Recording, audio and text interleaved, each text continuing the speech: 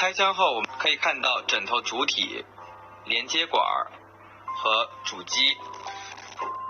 接下来我们打开主机的包装盒，可以看到主机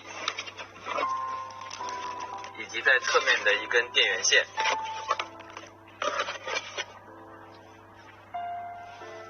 主机跟连接管一端的这个插口是电源插口，在主机的正面是蓝牙连接按钮。主机有商标的另外一侧是主机的开关。安装时，我们首先将电源线解开，一端插在插座上，另外一端插在主机的电源插口端。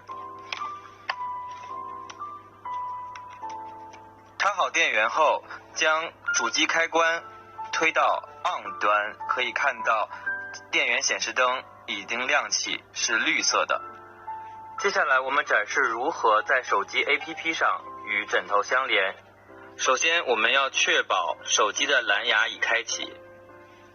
我们打开会睡 APP， 打开下方的睡潮按钮。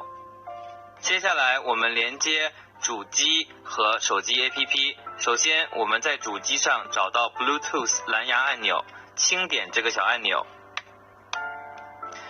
当蓝色指示灯闪烁时，代表主机正在搜索 APP。接下来我们在手机 APP 页面点击 Silent Air 智能止鼾枕的连接按钮。